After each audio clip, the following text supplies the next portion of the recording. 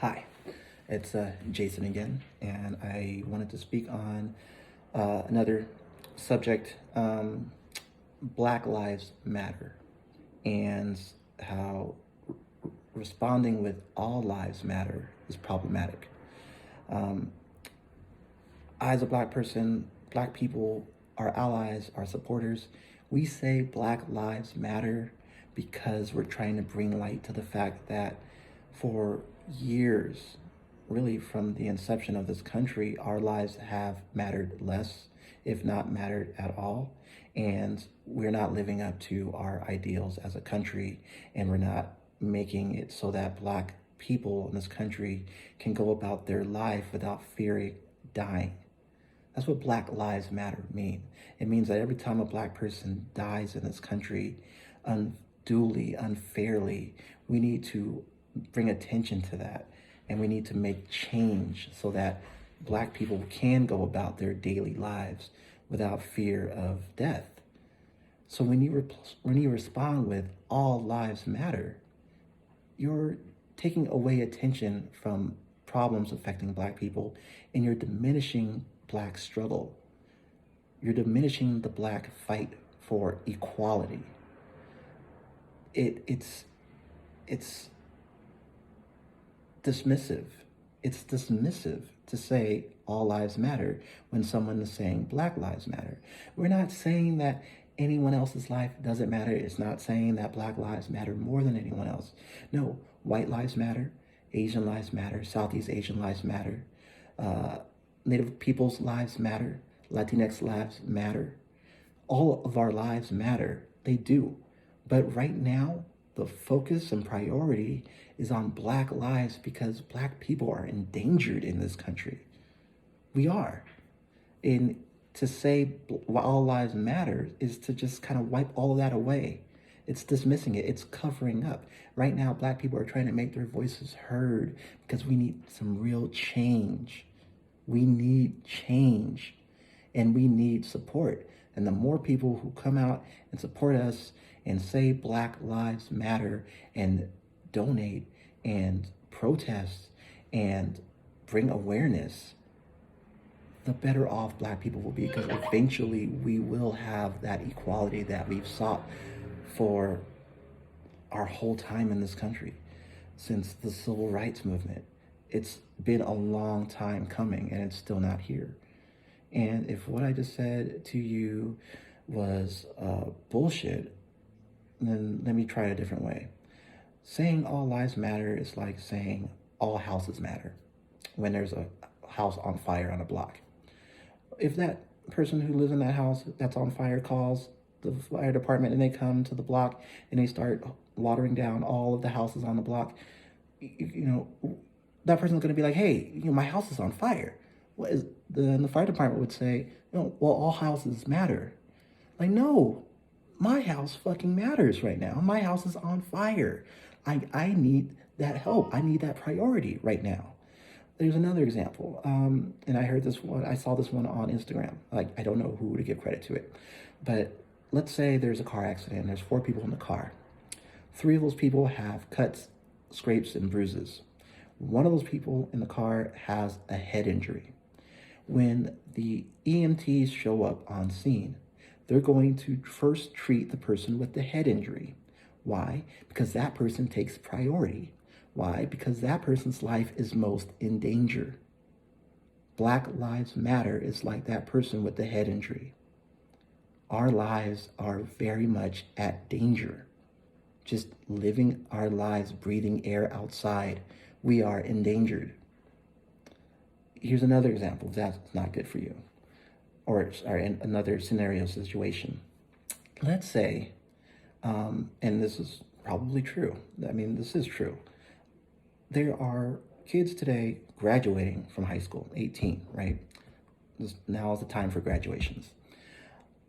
Let's say black people who are graduating from high school right now, right? For the last 10 years, and let's say 10 years is arbitrary, okay? I'm just using it as an example. But for the last 10 years, they've been watching on the news, on Twitter, on Facebook, almost every day, black people being mistreated and murdered in cold blood. They've seen the Eric Gardners, they've seen the Michael Browns, they've seen the Sandra Blands, they've seen the George Floyds of the world, of America, being killed. And they've seen the Christopher Coopers of New York, who are bird watchers, have the cops called on them because they tell a woman to put a leash on her dog. They've seen the black people at a pool, a public pool, have the cops called on them for simply enjoying themselves at a public pool. They've seen this for the last 10 years since they were 8 years old. Let's say they're just at that stage. Remember, 8 years old, it's second grade here. They're starting to become a little cognizant of the world outside of their family and their friend group. From 8 years old to 18, they're seeing this shit on a near daily basis. How the fuck are they supposed to have any hope for the future? They're 18, they're about to step out into the real world and start trying to earn money. People complain about the youth of our nation, particularly the black youth of our nation, kind of wilding out. Why the fuck do you think they wild out? If I was a black youth today, I wouldn't think that I would even live long enough to see my grandchildren born. So of course I would be doing whatever the fuck I wanted, because I wouldn't think that my life mattered, because I've been told by the media, by what I'm seeing in real life every day, that my life doesn't matter. So I can do whatever I want, well, with the time that I have until I'm expired. That is what we're fighting for, and that is why people say Black Lives Matter. Because we're trying to bring light to the very real issues that are affecting Black lives. And the fact that there are so many Black people in this country who've had their lives shortened simply because they were Black, and because there are institutions that are ingrained in racism that have affected those lives. Systemic racism, institutionalized racism, it exists. It's not a fantasy, it's not a fiction novel, it's real shit, and it affects our lives every day. I hope maybe that kind of explains it a bit.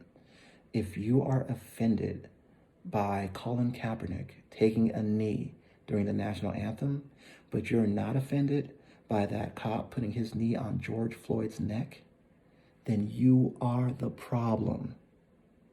And it would help all of us if you took a seat and tried to open your mind and listen and empathize with the rest of us. If saying Black Lives Matter offends you, you are the problem. And I'm not saying that to be dismissive of you. No, I need you to open up your heart and your mind to try to listen and understand that there's people that are really struggling in this country, and they may not look like you, but they need your help. We don't get somewhere unless we all get there together.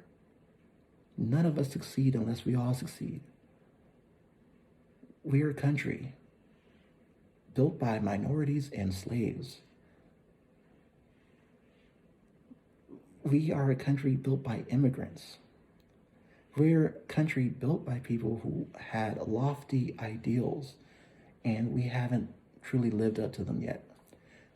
And I'm hoping that we can get there, but we're not going to get there if we're responding with all lives matters when we are trying to focus on the fact that Black lives are not mattering and that they should matter.